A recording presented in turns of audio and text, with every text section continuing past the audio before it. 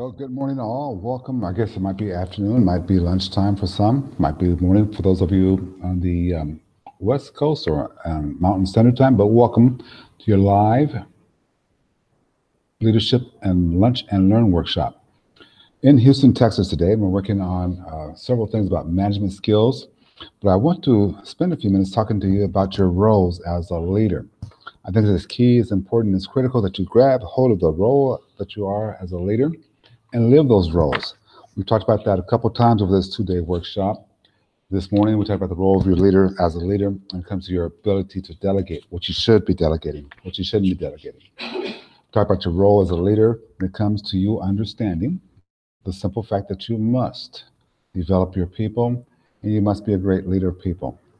So, in order for that to happen, there's 8 distinct roles. I want to share those 8 roles with you so that you're able to see what they are, get a good definition for them, understand how they fit into your job, okay, what that means for them to fit in your job.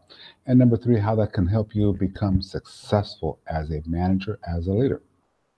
So, roles as a leader. Number 1, and the most important job you have as a leader is that number 1 role, and that's to have the ability to develop your people. You've got to get in the habit of developing your people. That's your number 1 job. Now, oftentimes it comes up in the classroom. No, my number 1 job is to do my paperwork, or my number 1 job is to produce our product, or to have great customer service.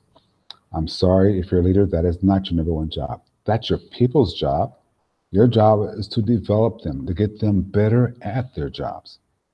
So, yeah, if you have any questions about that or any concerns, go ahead and put that in the chat box. We'll be happy to address those. Even if you're sending it on the replay, I will get back to you and we can address that issue. Remember, though, it's your job to develop people. The better you develop people, the better your team will be. So the idea here is to create a dream team.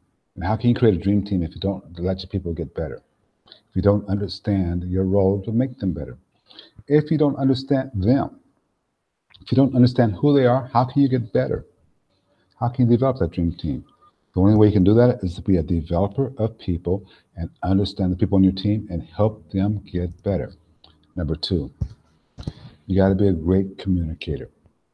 You have to be able to communicate with your team and understand that there's different communication styles and be able to walk back and forth into them. You have to understand one concept we just got through talking about here in the classroom today. 7% of your communication comes from the words you use. 38% of your communication comes from your tone of voice, while 55% of your communication comes from your body language. Now, granted, that is an old set of research. It was done in 1961. So we're talking about over 50 years ago. You must become aware of your communication style so you can match other people's style. See, it's not about people understanding you, it's about you understanding them. Stephen Covey has his book, The 7 Habits of Highly Effective People. I'm going to suggest that you get that book and read that book if you don't already have it. The 7 Habits of Highly Effective People. Here's why I'm going to suggest that. Habit number 5. Seek first to understand, then to be understood.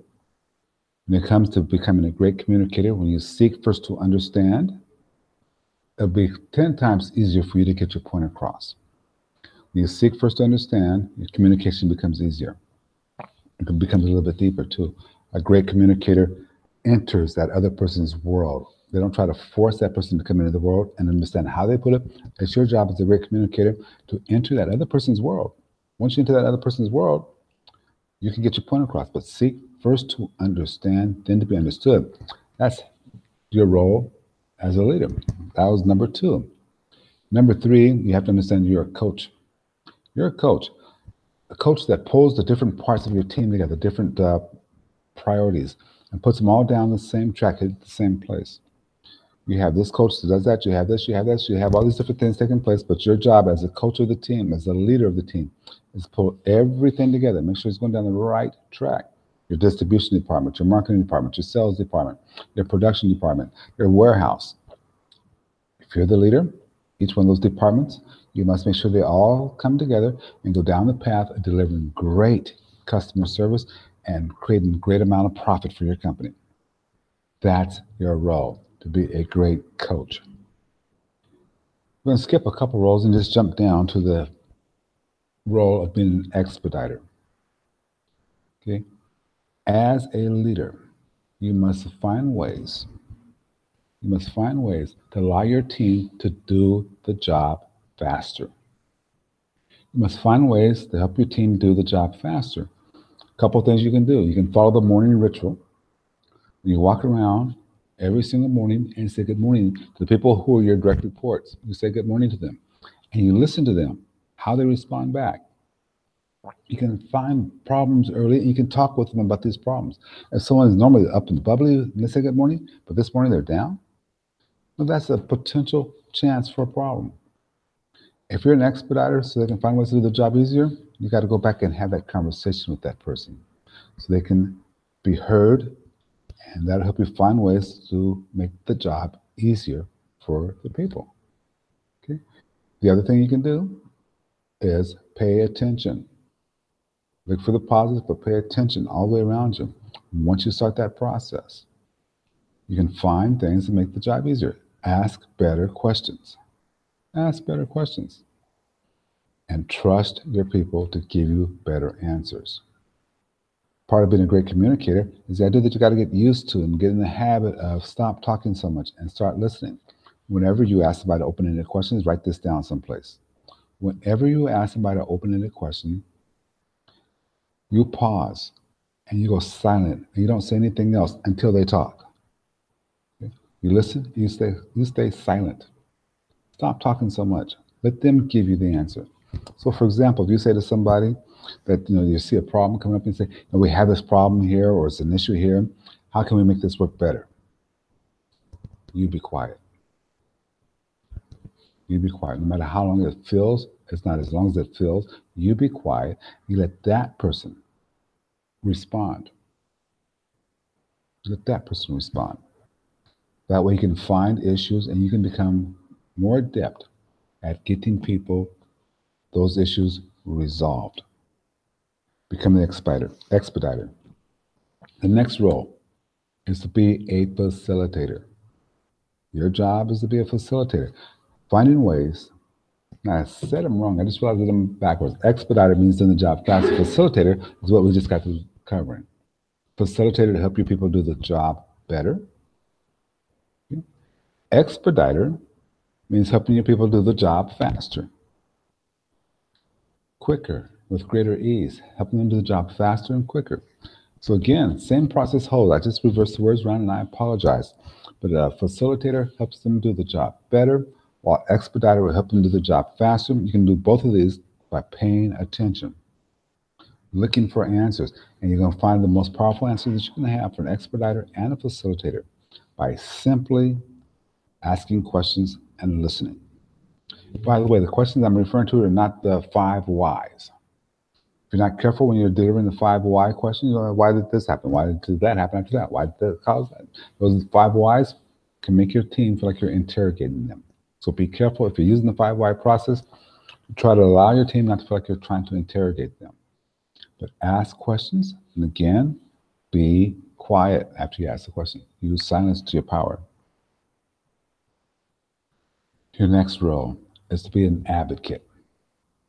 You must be willing to go to bat for your team. Are you willing to go to bat for your team, to help your team get better, to help your team handle all the political stuff that goes on around them? You must be an advocate for your team. Let's back up though. Barrier breakers. You as a barrier breaker, this is your job, to break down the barriers so your team can be better. What's in the way of your team being successful? What is in that way? That's what you got to look at. What's in the way of your team? Okay, it may be something as simple as you're using systems that are out of date. The system that you use to manufacture this has 3 steps too many. What's that system? Maybe it's a physical location. Now, some of you are saying, well, I can't control what building my office works in. Maybe you can, but can you control how the desks lay out on your floor? The physical location. Okay. Shortage of equipment, faulty equipment. Are these barriers in your way from your team being great? And what can you do about it? You can create a plan. Lack of proper tools, lack of supplies. Is the structure of the organization causing a problem? So they have to go through 3 other managers before they get an answer. Do you have enough staff? Is it insufficient staff? Are these things that are barriers to your team being successful? You as a leader need to approach this. Now, here's the thing. Let's go back to Stephen Covey's book. Habit number 1, you must be proactive. So in other words, if you see one of these as a problem, take action. Take immediately strong action. You're a barrier breaker. Dr. Edward Stimmings, it's one of his 14 points of being a quality manager. Breaking down barriers so your team can be better. The next one, bureaucracy smasher. These two are your roles, and this is something you can jump into right now. As a bureaucracy smasher, you should be able to simply sit back and say what rules, what policies, what procedures, what red tape is in the way of my team being successful. What's in the way? It may also mean that you may need to add a rule, policy, or procedure. If you have a team that is full of folks that always run their cell phone, you don't have a cell phone policy. Well, first thing you have to understand that just cell phones and not having a policy is costing you productivity, which is costing you money, which is costing you job security. So get in the habit of understanding what a bureaucracy smasher is. That habit is a bureaucracy smasher is looking for policies, procedure, or red tape that's in the way of your team being successful. What red tape is out there where they have to do 5 different motions to get one thing? That is the challenge. So once again, I ask you to take a moment, put your questions in the chat box. I'll be very more than happy to help you answer those. Remind you, my name is Glenn Daniels. I'm with Touchstone Publishers, and we're working on a series called Lunch and Learn for Leaderships. So leadership, lunch and learn. We do our leadership meetings, these lunch and learns, Monday through Friday, and the location that I'm in. So this week I'm in the Texas area, which means our lunch is at Central Time. So you just have to look for the email or for the posting on Facebook or YouTube or on LinkedIn to say lunch and learn at this time. But we always do it at lunch hour based upon where I'm at in the country. And we'll have some leadership skills, leadership questions, leadership things taking place over the next few weeks. Hey, have a good weekend. This is Friday, so if you're watching the replay, well, remember, you just had a great weekend. We'll talk to you soon, and thank you.